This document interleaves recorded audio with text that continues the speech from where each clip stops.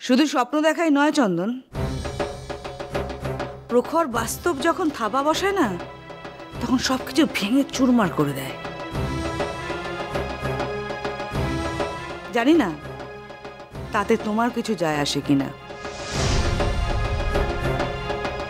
এই যেমন ডিঙাভাসির একটি ছোট্ট মেয়ের জন্য আমার মেয়ের জীবনটা অস্থির হয়ে যাচ্ছে। আমি কি করব? মা হয়ে স্বপ্ন নিয়ে চুপ করে বসে থাকবো?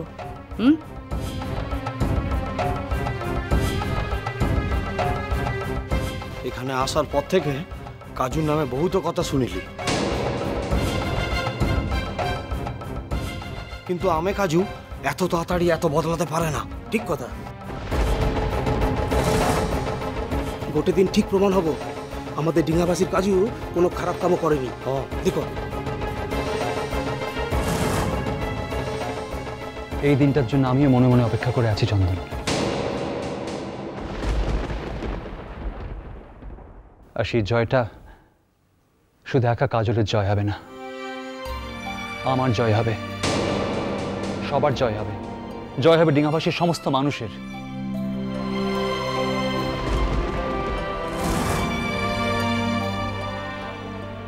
চন্দন, উর্বশী, এসো বসো তোমরা। সৃষ্টি, ওরা কিন্তু সন্ধ্যের বাস ধরবে, 4টে নাগাদ এখান থেকে বেরোতে হবে। তো খাবার হয়ে গেলে সার্ভ করতে বলো। এসো বসো তোমরা, এসো উর্বশী। উর্বশী যেতে পারবে না। মানে? মানেনি, ওর মেয়ে হসপিটালে ভর্তি আছে, চলে গেছে, রান্না হয়নি। তাহলে? না না বিনায়ক, তুমি ব্যস্ত হও না, আমাদের কোনো অসুবিধা হবে না। আমরা সামান্য যা হোক কিছু একটা হলেই। রান্না আছে। কে?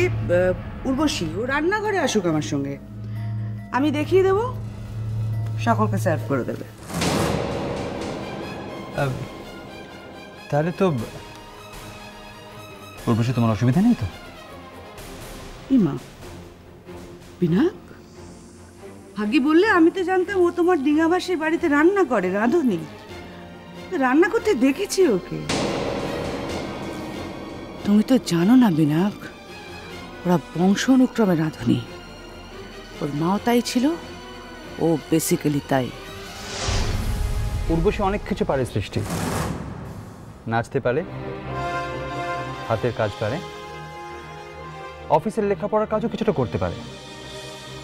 আবার মেয়েদের সহজাত গুণ হিসেবে রান্নাটা খুব একটা খারাপ করে না। Jack of all trades. আমি আবার স্পেশালাইজেশনে বিশ্বাস করি। অবশ্য আমি কার সাথে কার তুলনা করছি? সেই তুলনাটা চলে না সৃষ্টি। আমাকে রান্নাঘরটা দেখিয়ে দিলে আমি পারবো। শিওর, কাম।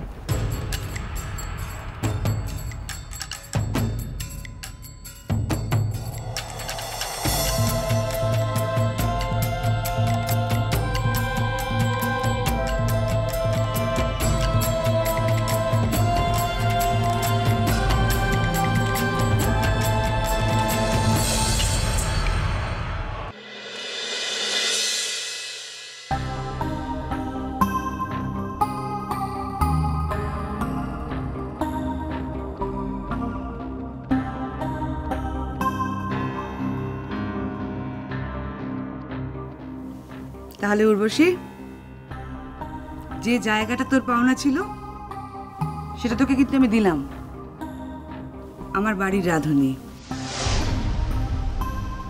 তুই হয়তো বিশ্বাস করবি না, কিন্তু বিনু দাদাকে জিজ্ঞেস করে দেখতে পারিস, আমি তোর বাড়িতে কিছুতেই আসতে চাইনি রে।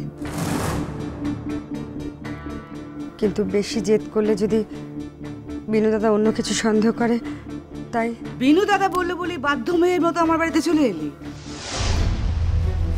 বিনু দাদা রাগ করবে বলে নিজের মেয়েটাকে আমার মেয়ের শ্বশুর বাড়িতে গছিয়ে দিয়েছিস? আরে তুই বিশ্বাস কর, এর বিন্দু বিসর্গ আমি কিচ্ছু জানতাম না রে। আর কত বিশ্বাস করবো রে তোকে?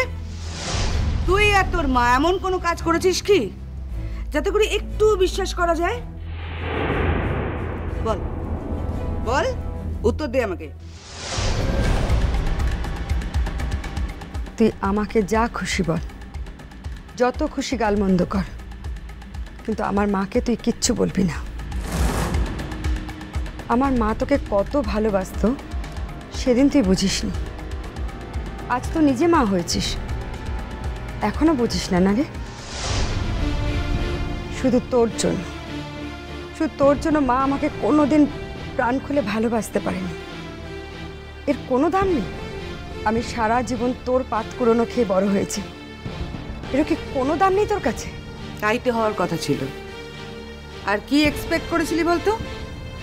আর শুধু সেদিন নয়, আজও আমার পাত কুড়োনো এটো ফেলে দেওয়া জিনিস ছাড়া তোর দেখছি পেটই ভরে না। দিদি চুপ চুপ, একদম চুপ। এই শব্দটা আমি ঘেন্না করি। একবার প্রমিস করিয়েছিলাম না বলতে। তোকে তো আমি নাম ধরে ডাকতে পারবো না। কি বলে ডাকবো বলে দিবি? মালকিন, ম্যাডাম। আমার হাজবেন্ডের প্রজেক্টের অন্যান্য কর্মচারীরা যা বলে ডাকে তাই বলে ডাকবি। আমাকে একটা কথা বুঝিয়ে দে তো, আমার অপরাধটা কি ছিল? বল না, কি ছিল আমার অপরাধ, যার জন্য সারা জীবন তোর লাঞ্ছনা গঞ্জনা আমাকে সহ্য করতে হবে? তোর ঘেন্নার ঝাপট খেয়ে আমাকে বেঁচে থাকতে হবে?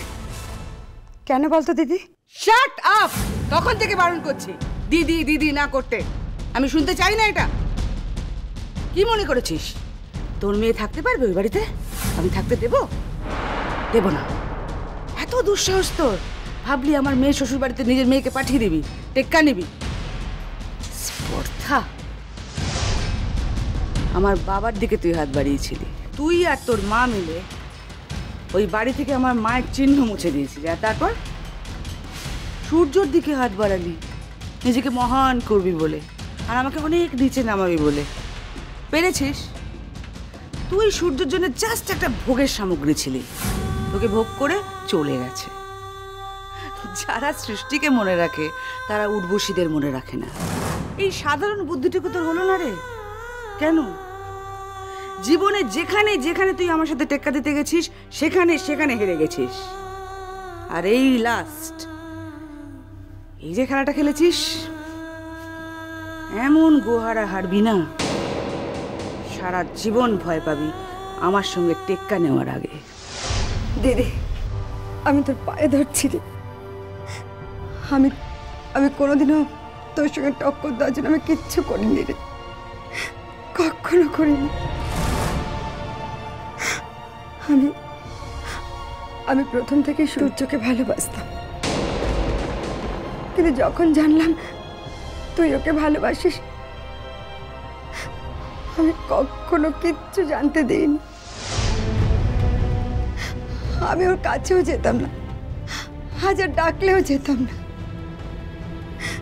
কিন্তু তুই যখন মানুষটাকে ছেড়ে চলে গেলি, মানুষটা পাগলের মতো হয়ে গেছিল। আমি শুধু ওর কষ্টটাকে দেখে,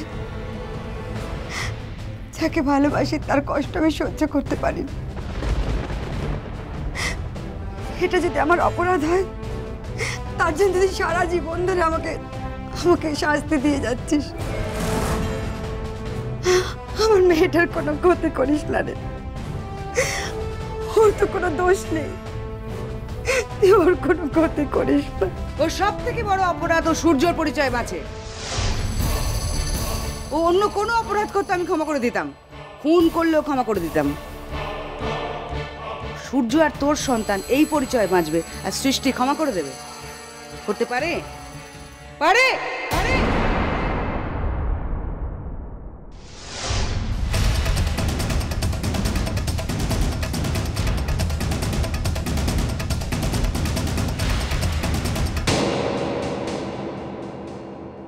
বাড়িতে একটা বউ এলো, অথচ কিনা কাক পক্ষী কেউ টের পেল না। হ্যাঁ,